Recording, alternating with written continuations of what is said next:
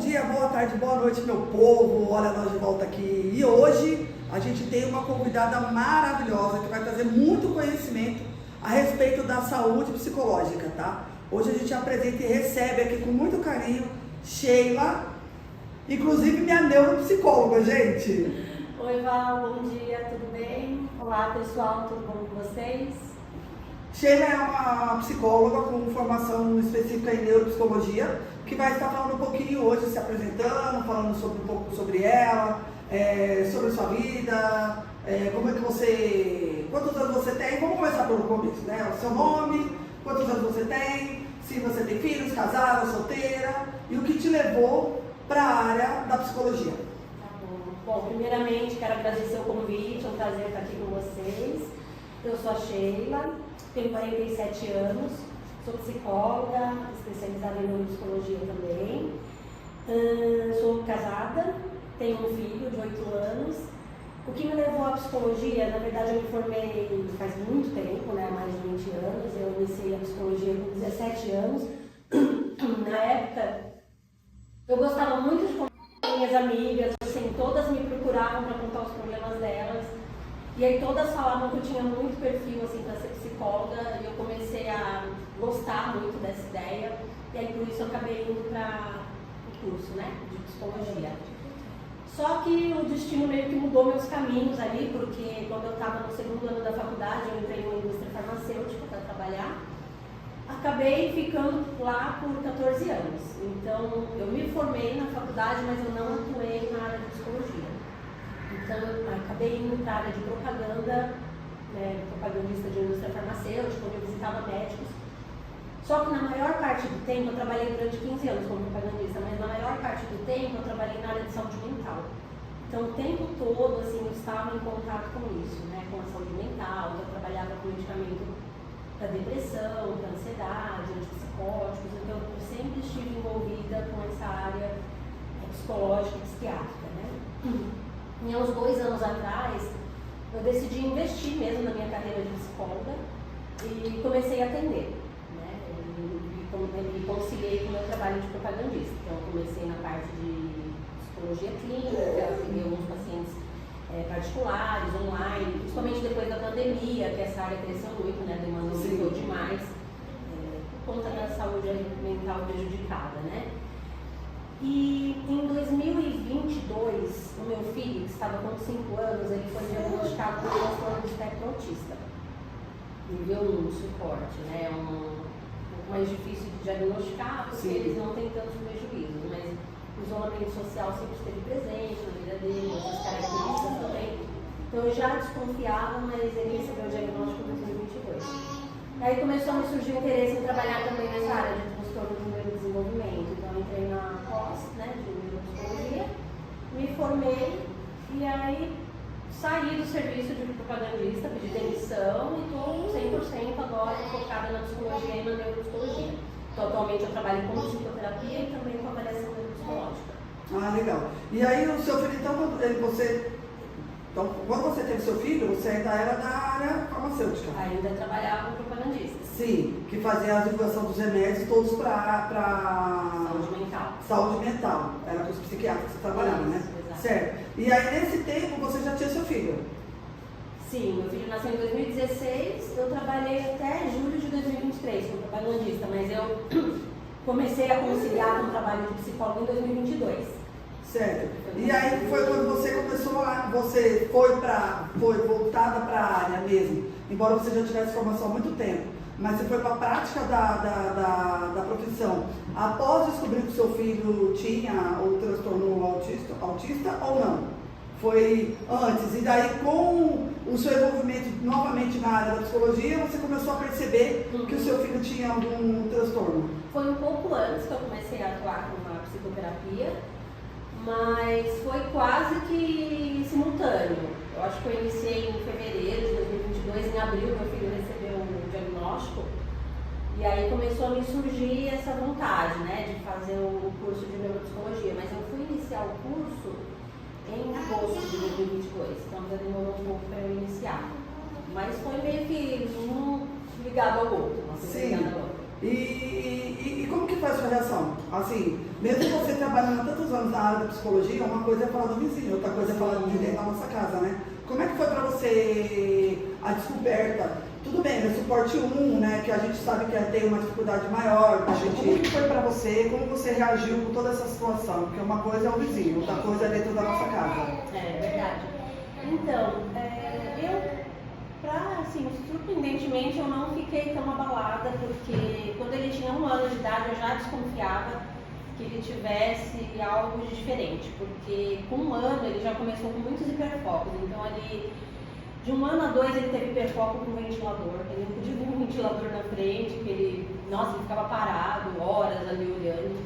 Aí dos 2 aos 3 ele criou hiperfoco com extintor. Então eram os hiperfocos assim, muito peculiares, né? Interesses muito diferentes para uma criança.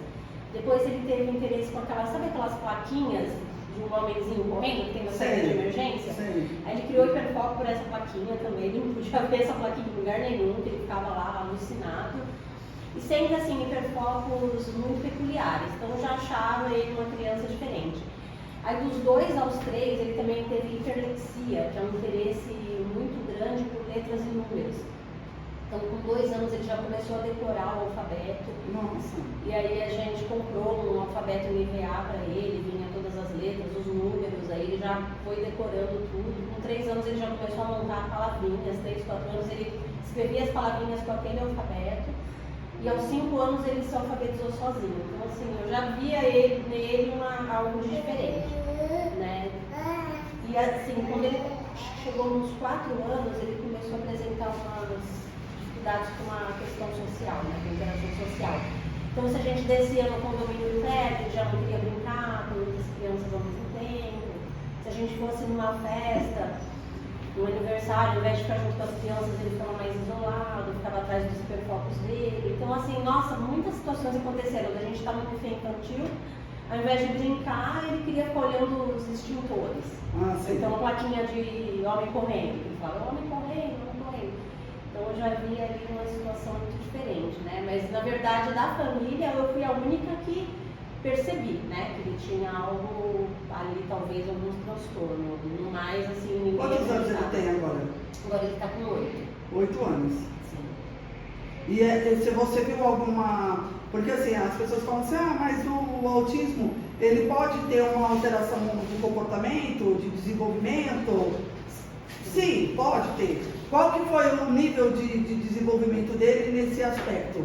Hoje ele é mais independente ou a idade está muito dependente? Então, na questão de independência, ele ainda tem muito para melhorar. Ele é bastante dependente da gente, né, de mim e do meu marido. Muitas coisas ele faz sozinho, ele come sozinho, se troca sozinho, mas o banho, por exemplo, ele ainda tem muita dificuldade de tomar banho sozinho. Eu vejo que ele ainda tem muita dificuldade na coordenação motora, então muitas coisas são mais difíceis para ele fazer. O tônus muscular dele também é enfraquecido, então ele faz as terapias para isso, algumas coisas também exigem, né, um pouco mais de esforço dele. Mas na parte pedagógica, por exemplo, ele nunca teve problema. Tanto é que quando ele foi para o 1º ano do fundamental, ele já foi alfabetizado, então ele vai muito bem na escola, ele não usa material adaptado, ele acompanha o ritmo das outras crianças, o ritmo da escola, e ele, nesse aspecto não tem assim, nenhum prejuízo. É porque ele também só tem 8 anos, né? Por enquanto. Mas e o prejuízo social dele? Ele deu uma melhorada ou não? Continua ainda mesmo nos hiperfocos dele? Ele ainda tem os hiperfocos. Atualmente ele tem hiperfoco com Minecraft. O bom é que pelo menos é algo que está no mundo das crianças, né? Então ele consegue interagir com outras crianças sobre isso. Quando ele se sente bastante à vontade no ambiente, ele consegue interagir bem. Por exemplo, na escola. Na escola ele interage muito bem com os amigos dele, brinca. Ninguém assim percebe, né, que ele tem um transtorno. Mas fora, né, do ambiente que ele está acostumado, ele ainda tem bastante prejuízo. Então, se a gente vai num ambiente que tem muitas crianças, ele não quer interagir, né, às vezes ele interage com 1 ou 2 no máximo. Então, ele ainda tem bastante a evoluir nesse aspecto. Ô Sheila, você como primeiro vamos iniciar a diferença, né? Porque assim, as pessoas elas têm muitas dificuldades de entender. Então assim, hoje está muito banalizado, né? Eu sou autista aspecto 1, transtorno de aspecto 1, de nível 1, suporte 1, eu tenho TDAH, eu sou depressiva, eu tenho... Quer dizer, hoje está uma coisa tão generalizada, né, que todo mundo tem tudo. Sim. E na verdade a gente sabe que a gente trabalha na área da saúde, não é assim que funciona, não é todo mundo tem tudo. Se as pessoas soubessem realmente que é uma depressão, não falaria que é depressiva. Né? Se as pessoas soubessem o que é um TDAH, não falaria que tem TDAH, e muito menos um autista, né? Então assim, hoje dentro de tudo isso, dessa generalização, que todo mundo tem tudo, qual seria o seu conselho como neuropsicóloga para os pais se aperceberem com as crianças? Porque a gente percebe, assim, eu de fora percebo assim, que os pais, eles têm alguns pais têm dificuldade em aceitar o transtorno do filho. Então o filho não tem nada, o filho é mimado, o filho é mal criado, o filho é frescurento, o filho é Nutella, enfim, que são os pais mais raízes antigos, né? Que eles olham os filhos hoje, eles têm mania de falar isso, os pais raízes. A geração após a minha, que já é uma geração mais, digamos, a geração Z, né, que eles estão falando hoje, que é uma geração diferente, tudo os filhos têm, né?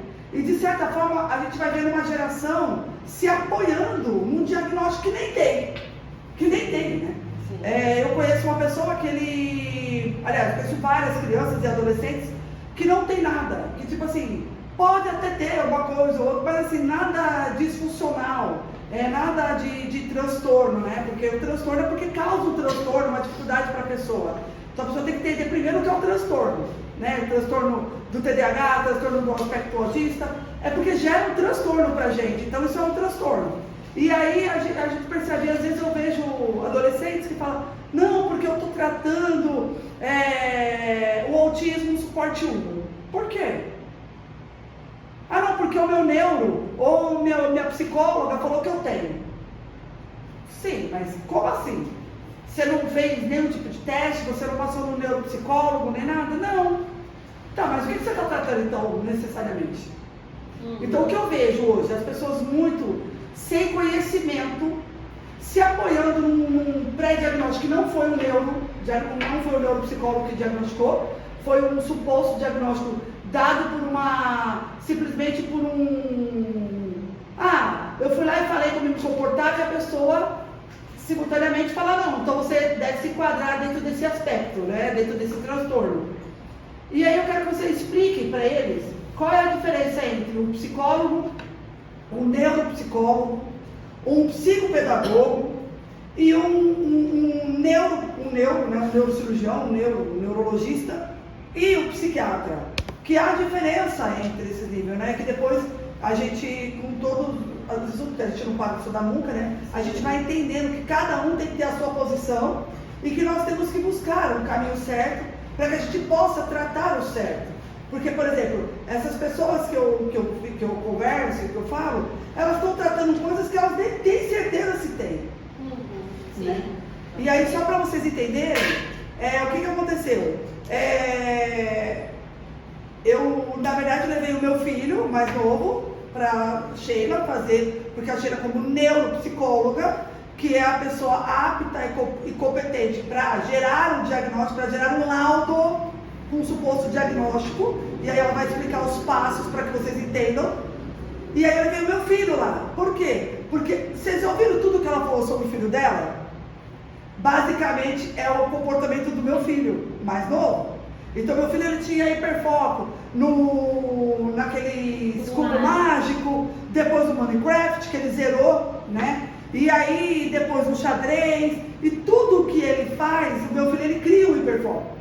E eu jurava que ele tinha alguma coisa, porque vindo da área da saúde psicológica, eu falei, cara, meu filho tem alguma coisa. Porque eu via os hiperfocos dele e a dificuldade dele no desenvolvimento escolar, de aprendizado escolar, nas coisas básicas que ele tinha dificuldade, e nas outras ele tinha uma habilidade, um hiperfoco que estava fora do normal e do comum. Até então, fui orientada, né? Eu tive essa orientação de profissionais também, que são psicólogos, e também o meu próprio, de saber que eu tinha alguma coisa ali no meu filho. Aí foi quando eu conheci a Sheila, levei o meu filho para fazer os testes neuropsicológicos. E aí, por conta também dos meus professores, né, e de alguns transtornos que eu tinha, né, eu resolvi fazer também os testes. Então, eu e meu filho fomos fazer os testes, nós dois. E aí, depois eu vou voltar para falar a respeito disso, mas a gente foi para fazer os testes. E eu tinha certeza absoluta que ele tinha, que ele era TEA, que é o transtorno autista, aspecto autista, suporte 1. Eu falei, ele não tem suporte 2, ele tem, mas o suporte 1 ele vai ter, com certeza. Ou ele vai ter o TDAH, alguma coisa assim que tem. Não foi, Sheila?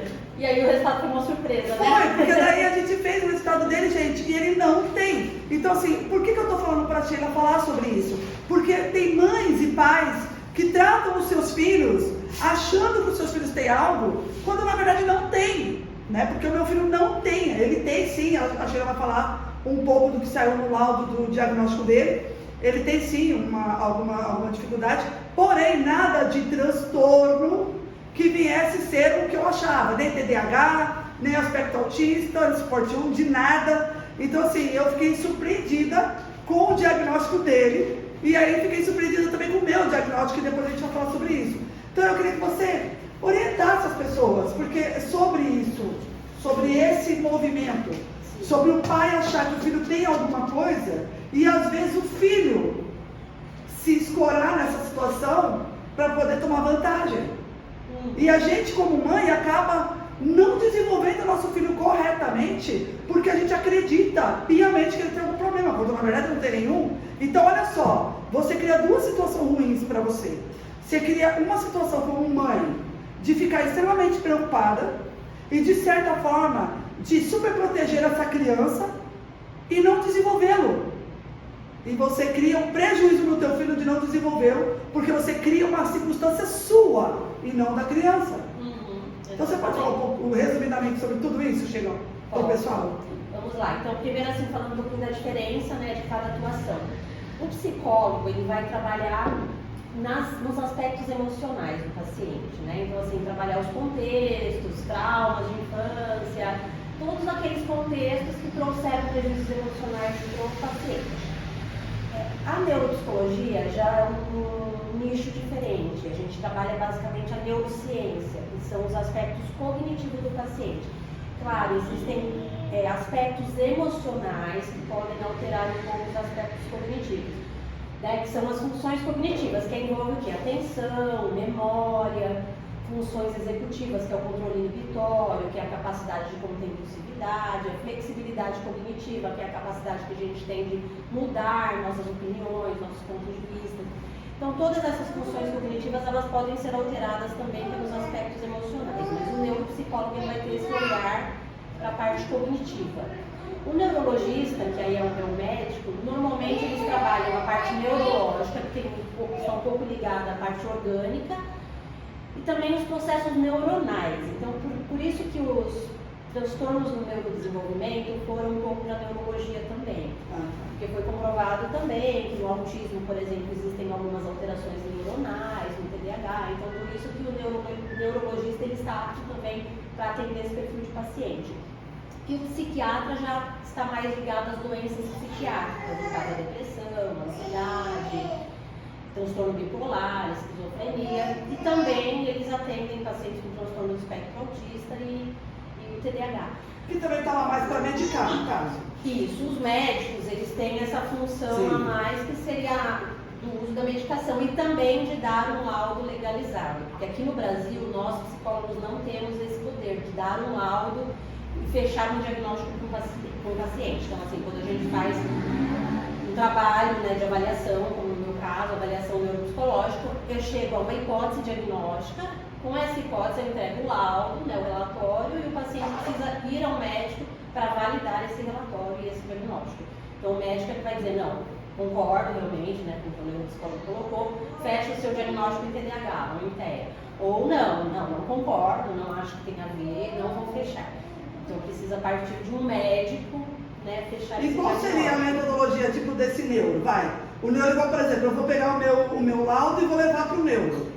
Né? Vou levar para o neuro, aí o neuro vai fazer a validação daquele diagnóstico. Quais são os critérios para que ele aceite o seu laudo, o laudo do neuropsicólogo que foi capacitado para poder gerar um suposto diagnóstico? Ele vai se basear no que tem de prejuízo nas funções cognitivas. Então, para a gente chegar à conclusão de determinados transtornos do neurodesenvolvimento, por exemplo, o paciente precisa apresentar algumas funções cognitivas prejudicadas. Né? Então, por exemplo, no TDAH, o controle inibitório, a flexibilidade cognitiva, a atenção, tem que estar prejudicado, né? Senão a gente não consegue chegar a uma conclusão de um TDAH se não tiver esses prejuízos. Então, o médico que normalmente, né, já está também habituado com isso, com esse trabalho, ele vai chegar a essa conclusão também. Alguns médicos, eles laudam sem o paciente fazer avaliação neuropsicológica. Pode acontecer pelas características, né, que o paciente leva lá na observação clínica, no relato, mas a maioria hoje em dia está pedindo avaliação, porque fica com mais propriedade, né? A gente consegue chegar a uma conclusão com mais propriedade. Porque na verdade o neuro ele vai fazer essa avaliação, ele vai dar um suposto diagnóstico pelas informações obtidas no paciente. Então o paciente chega lá e fala, eu me comporto assim, eu faço isso, acontece aquilo, aí ele fecha dentro do que o paciente está falando.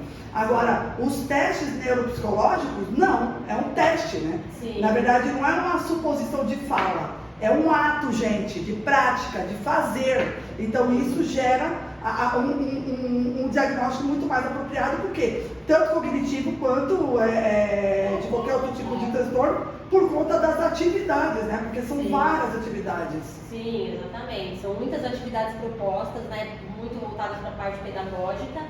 E a partir dessas atividades, do tempo que a pessoa demora para fazer, né, nos acertos, nos erros, é que a gente chega à conclusão ali do que tem de prejuízo, o que tem de preservado nas funções cognitivas do paciente. E o neuro consegue pensar no diagnóstico. Sim, o neuro validando isso, ele te caminha para o psiquiatra ou ele mesmo já medica ali naqueles remédios que eles acham que vai ser mais apropriado? O neuro já medica. Então, a pessoa tem a opção de ir para o neuro ou para o psiquiatra. Exatamente. Ou ele precisa seguir o trajeto de ir para o neuro para depois ir para o psiquiatra? Não, pode escolher um outro. Tem muitos psiquiatras hoje que estão trabalhando também, né, com os transtornos do neurodesenvolvimento. Acho que a grande maioria hoje já atende esse perfil de pacientes, então acredito que qualquer um dos profissionais, sendo da confiança do paciente, vai estar, faz a validação. Faz a validação, e aí, se for necessário o uso de medicamento, o médico já vai prescrever, e encaminhar também para as terapias necessárias, né? Porque é importante fazer algumas intervenções também para ajudar nessa evolução, né? Da reabilitação cognitiva, no caso. Certo. E o que você hoje, como ser uma mãe de uma criança que tem o transtorno do aspecto autista, mesmo que seja suporte 1, ainda gera um prejuízo para ele, não só para ele como para a família, porque você como mãe, se eu estava supondo que o meu filho poderia ter, eu já estava numa angústia danada, imagina você chegar e ter a certeza de um diagnóstico. O que você aconselha a mãe? Olha, se você está vendo que seu filho está assim, o que você aconselha a ela? Primeiramente, procurar um médico. Porque o que acontece? Você citou um pouco sobre essa questão, né, de muita gente acha que tem, e às vezes não tem. Para a gente chegar também à conclusão de um diagnóstico, o paciente precisa ter diversas características daquele transtorno, não é uma ou duas que vai definir um diagnóstico. Então, por exemplo, os critérios do TEA, o paciente tem que apresentar 6 características, né, que são várias delas, mas pelo menos ter 6 para ser enquadrado no transtorno. O TDAH, a mesma coisa, precisa ter várias características. Então, às vezes, a mãe está vendo ali uma ou duas características, meu filho tem TDAH, meu filho tem TEA. Na dúvida, procura um médico, procura uma pessoa especializada. O médico, hoje em dia, né, com certeza vai pedir uma avaliação neuropsicológica, faz a avaliação, né, que é o ideal para tirar essa dúvida mesmo. Se tiver, o quanto antes começar a tratar, melhor, né, porque o prejuízo para a criança, no caso, vai ser muito menor se as intervenções começarem precocemente. Então, a criança está ali com 2, 3 aninhos, já percebeu, né, algo de diferente, um atraso de fala, atraso na questão cognitiva, né, no desenvolvimento cognitivo, problemas aí também, né, apresentar muitos hiperfocos, às vezes estereotipias que as crianças pequenas fazem, que são movimentos repetitivos, eles fazem muito flapping, que é o movimento de balançar as mãos, problema na interação social, já procura, né, um médico, ficar na negação não vai ajudar, porque o que a gente vê muito é isso também. Às vezes eu, né, quando eu vou dar uma devolutiva para um pai e mãe, Os pais ficam abalados, ficam na negação, evita levar a criança, né, para fazer a intervenção, e isso só atrapalha o futuro dessa criança. Porque o problema continua ali, a situação não é um problema de verdade, mas o transtorno continua ali, a situação continua ali, né, a criança não vai evoluir sozinha, ela precisa de ajuda profissional, precisa das terapias. É importante que os pais, né, em primeiro lugar, coloquem a cabeça no lugar, né? Bom, vamos aceitar o que aconteceu, ele recebeu esse diagnóstico, então vamos agora atrás do que precisa fazer, vamos atrás da solução, né? Da ajuda. E o mesmo seria para as outras mães, que no caso fui eu, né? Que, por exemplo, tipo assim, o meu não houve uma negação, houve uma suposição. Não, eu acho que meu filho tem. Eu acho que meu filho tem. Então, assim, e aí eu comecei a entender que eu estava levando um prejuízo para a vida dele. Porque, primeiro, um adolescente, quando ele vê que a mãe está falando que ele tem, é claro, ele foi lá, ele pesquisou, ele viu. E aí tirar proveito sobre isso, às vezes da mãe, que se sente às vezes culpada, que se sente insegura. Porque eram vários fatores que me prendiam a isso. Né? Eu falo por mim. Eu tinha vários fatores que me prendiam ao meu filho, como tipo, eu preciso protegê-lo, eu preciso cuidá-lo, porque ele tem problema assim, ele tem alguma coisa assim. Eu sempre fiquei naquela imaginação, não comentava muito com as pessoas, mas com a minha família mesmo, mas todo o tempo eu estava ali falando que ele podia ter alguma coisa, quando na verdade ele não tinha nada, né? E olha que engraçado, ele tinha todo esse comportamento que ela falou, o hiperfoco, tipo assim, ele não é uma pessoa muito sociável, né? Então assim, de pequeno, ele demorou para falar, ele demorou para sair da fralda, ele, quando ele era pequeno, ele não gostava de interagir com nenhuma criança, a não ser uma pessoa que era o primo dele. Então assim, ele tinha toda a atividade alimentar, né? Tinha, ele só comia pão e água, gente. A gente chegava nos lugares e comia pão duro com água. E aí às vezes a gente queria dar outra coisa para ele, ele não comia. Então assim, tudo isso, eu falei, não é possível, ele tem. Aí vocês estão vendo? E no final, não tinha. Deu, né? O que deu nele foi realmente o que mesmo? Uma predisposição para ansiedade, né? Ele não apresenta crises de ansiedade, mas ele é uma pessoa ansiosa, né? Pelo que vocês mesmos comentaram. Então, assim, eu já passei a ter as intervenções que ele precisa fazer. É importante, quando uma pessoa faz a avaliação neuropsicológica, refazer depois de 1 ou 2 anos, depende do período ali que ela está fazendo a intervenção, até mesmo para ver se vai melhorar aqueles prejuízos. Porque, no caso do seu filho, apresentou um prejuízo ali grande na memória, né? Então, ele precisa trabalhar agora a memória, reabilitação dessa função cognitiva, e aí refazer a avaliação neuropsicológica depois de um tempo para ver se teve já uma evolução nesse caso. Então a gente vai ver se a memória dele vai estar preservada daqui a 1 ou 2 anos. Então precisa fazer a psicopedagoga, fazer a terapia com psicóloga para trabalhar as questões, os aspectos emocionais que podem levar a ansiedade, talvez uma insegurança, uma necessidade de aprovação. Então precisa ver exatamente o que tem ali por trás, né? Mas então é sempre importante fazer esse conjunto, né? Faz a avaliação, foi dada uma hipótese diagnóstica, vai fazer intervenções, depois de um determinado tempo, refaz a avaliação para ver como está esse processo. Evoluiu, não evoluiu, vai fazer mais intervenção, vai aumentar, vai diminuir as sessões. Então, todo esse processo aí é um conjunto e é importante na reabilitação do paciente. E no caso, vamos supor, a pessoa vai lá e ela pega o diagnóstico dela. Ela precisa entrar com as intervenções que foram sugestionadas para ela fazer. Aí ela também, o psiquiatra ou o neuro pode passar para ela uma medicação. Vamos supor que essa pessoa que ela teve o diagnóstico, ela não faça absolutamente nada. O que isso pode prejudicar ela no futuro? Vamos falar do TDAH. A gente sabe que existem vários fatores de tratamento, de terapias, que precisa estar sempre em cima mesmo. Porque até então é uma coisa que é muito mais visível, né? Embora o suporte 1 ainda está com essa ainda um prejuízo parecido com o TDAH, porque ainda não é tão visível. Sim. Mas suporte 2 e 3 a gente sabe todo o tratamento que tem que ter, e é sempre, a vida toda, né? Dificilmente vai parar com o tratamento.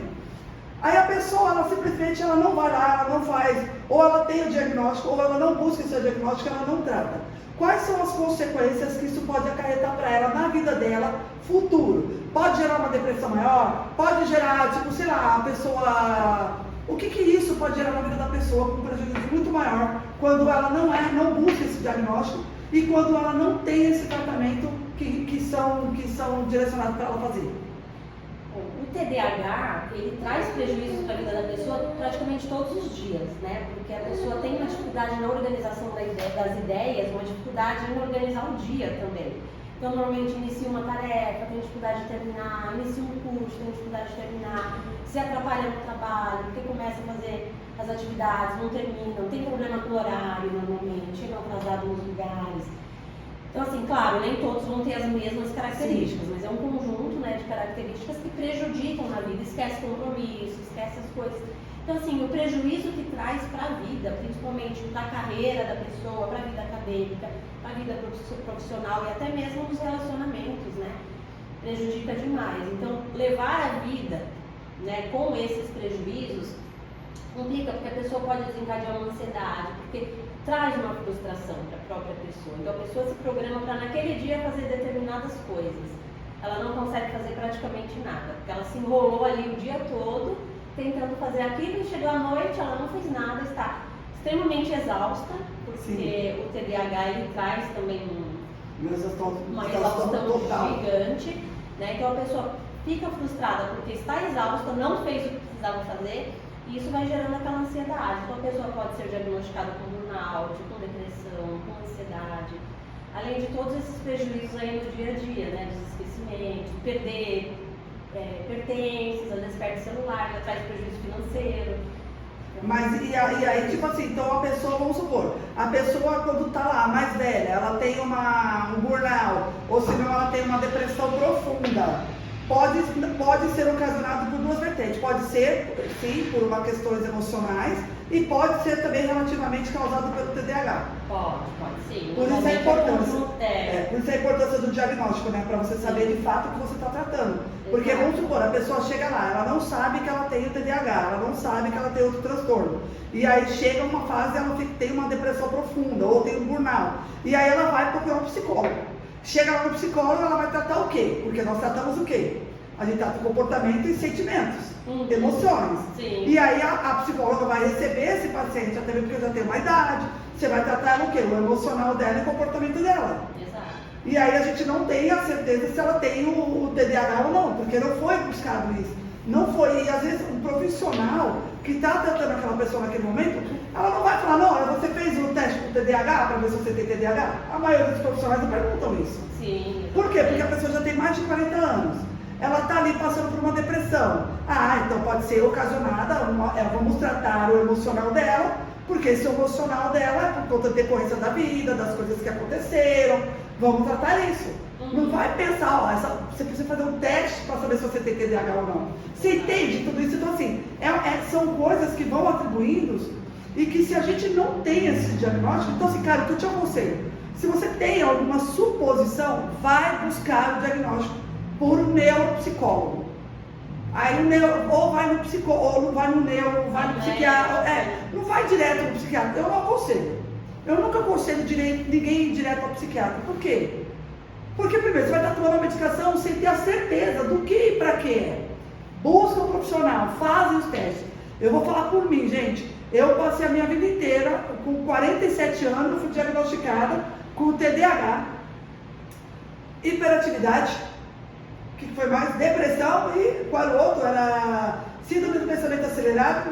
Ansiedade, né? Porque o TDAH, que saiu na hipótese diagnóstica, foi a apresentação combinada, desatenção e hiperatividade. Isso. Né? E aí isso já traz aquele ritmo mais acelerado para a pessoa, tanto no falar, no pensar, no agir, né? Sim. Mas por um lado tem a questão da desatenção também. Sim, é muito engraçado que eu lembro que quando, né, porque tudo vira moda, né? Todo mundo tem depressão, todo mundo tem TDAH, todo mundo tem TEA, todo mundo tem tudo. Quando eu peguei o meu diagnóstico, me abalou muito. Porque eu falei, cara, as pessoas nunca respeitaram de fato quem eu sou. Porque fazem piadas com isso. Então eu fico imaginando as mães atípicas, o quanto elas não escutam, né? Das brincadeiras de mau gosto. Tipo, porque eu lembro até uma vez com meu filho brincando, com meu filho mais novo, falou assim, você é um autista. Eu falei, nunca mais você fala isso.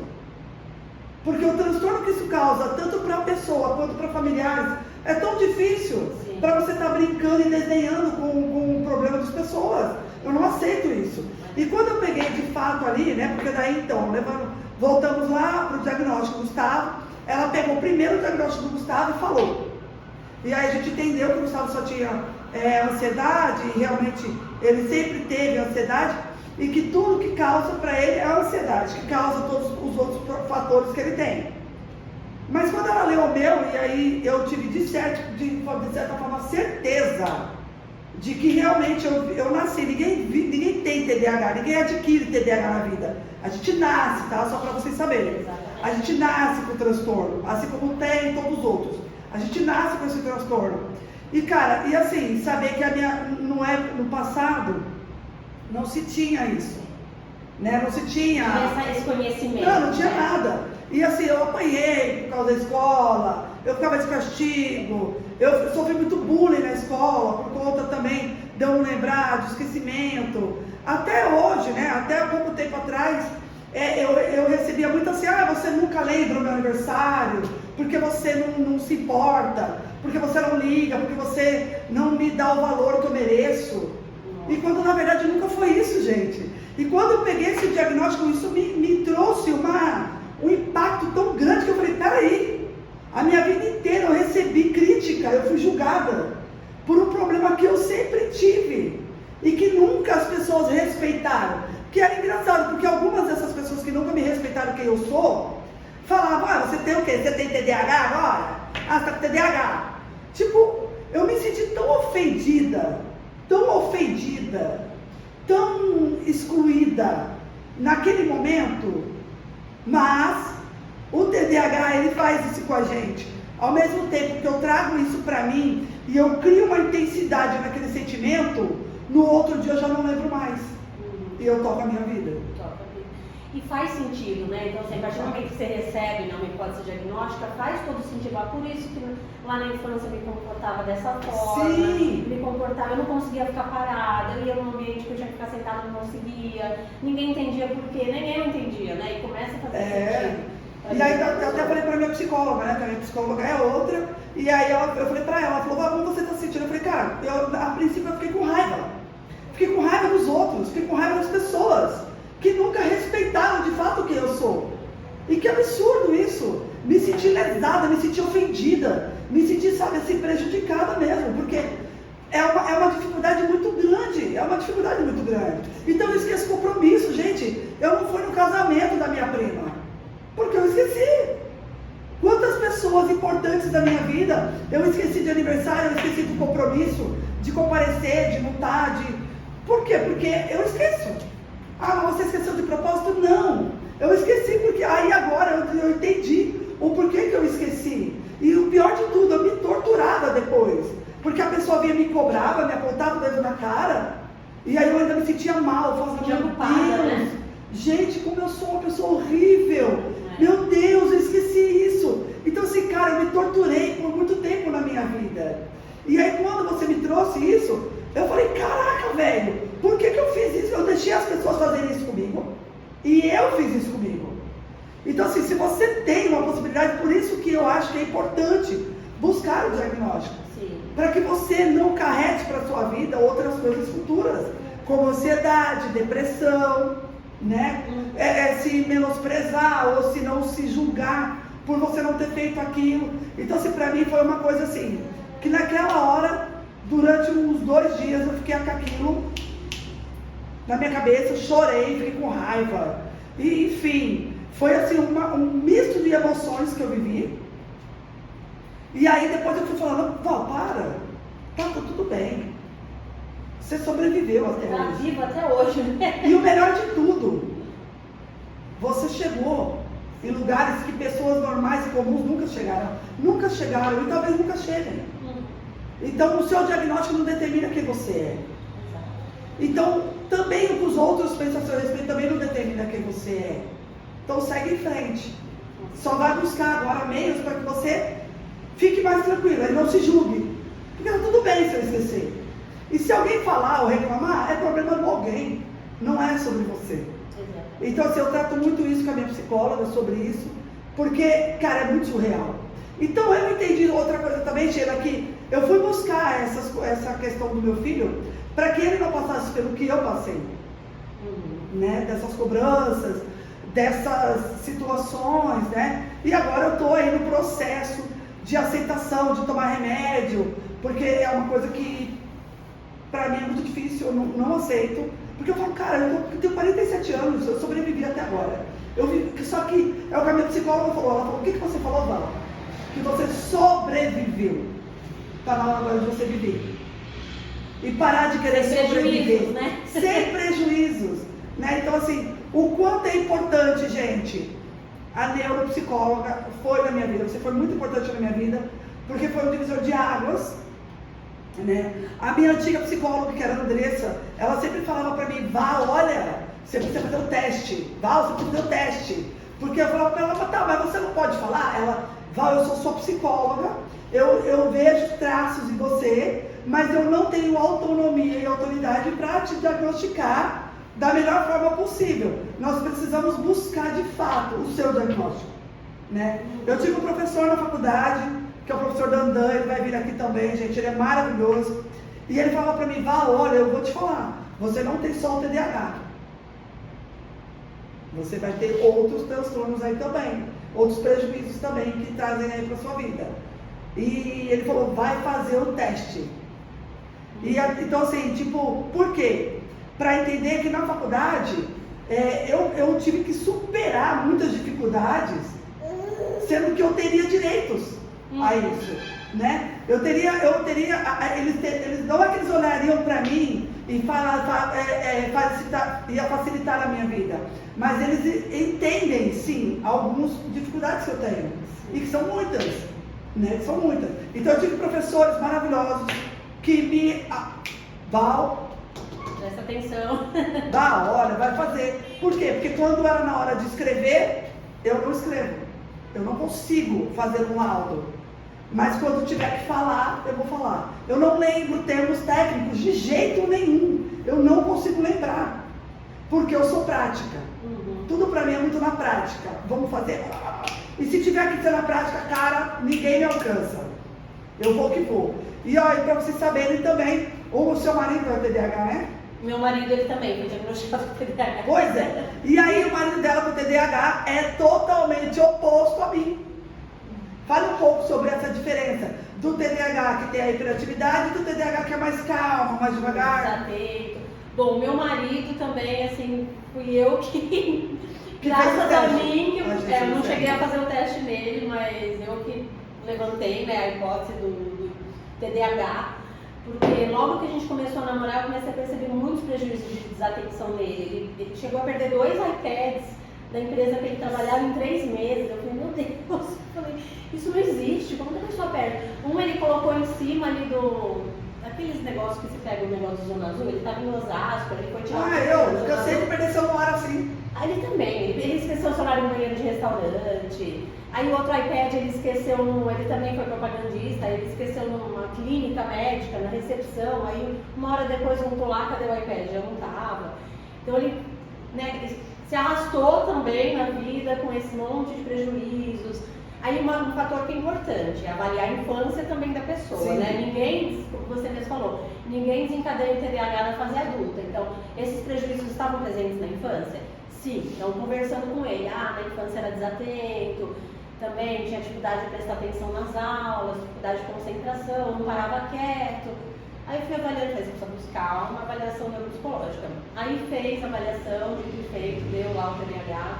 Já fomos no psiquiatra, né, chamamos uma psiquiatra que atende também transtorno do neurodesenvolvimento, ela já prescreveu a medicação para ele, já está iniciando o tratamento, está na fase de adaptação, mas acredito que em breve ele já vai se tornar uma pessoa mais centrada.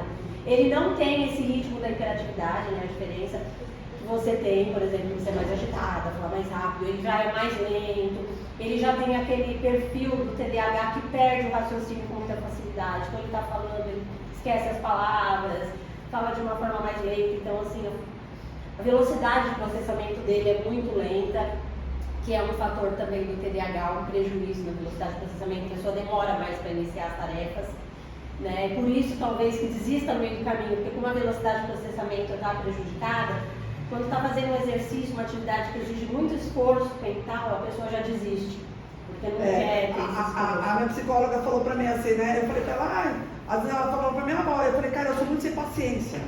Ela falou assim, a sua psicóloga te falou qual foi o nível que te deu do seu processador, né? Eu falei, não, ela falou, Val, o seu tá acima da média. Ela falou, quando uma pessoa está falando algo para você, você já sabe a resposta. Então não é as pessoas que são lentas, é você que é muito à frente. Então assim, é muito engraçado porque assim, eu consigo ver solução em tudo. Então por isso a minha falta de paciência, né? Então como é que eu estou trabalhando agora? Quando eu estou muito agitado, eu paro e falo, peraí, o meu processador está além dela, então calma, respira, Val, ela não é você. Então assim, é muito diferente, né? Porque deu o meu lado isso, né? O meu processador é muito acima que, de certa forma, é um prejuízo, porque as pessoas não são, cara, isso vai me deixando um estresse danado.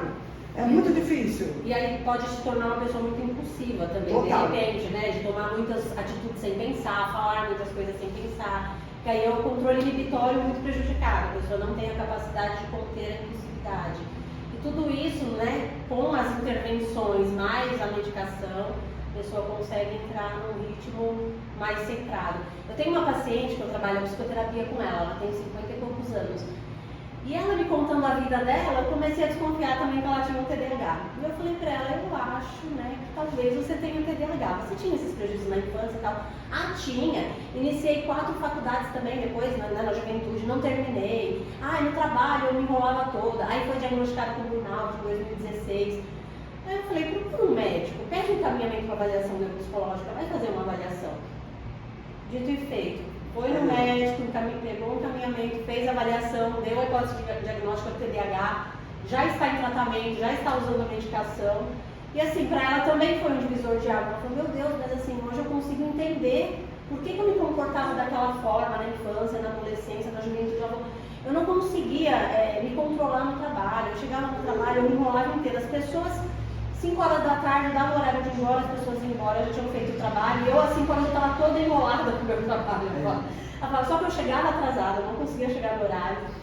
Durante o dia eu iniciava um negócio, parava, iniciava outro. Quando chegava no final do dia eu não tinha terminado, isso foi me gerando uma frustração gigante, levou um diagnóstico de burnout por conta da ansiedade, da depressão que foi desencadeando. E hoje está tomando uma medicação para TDAH, está no início ainda, faz um mês que ela está tomando.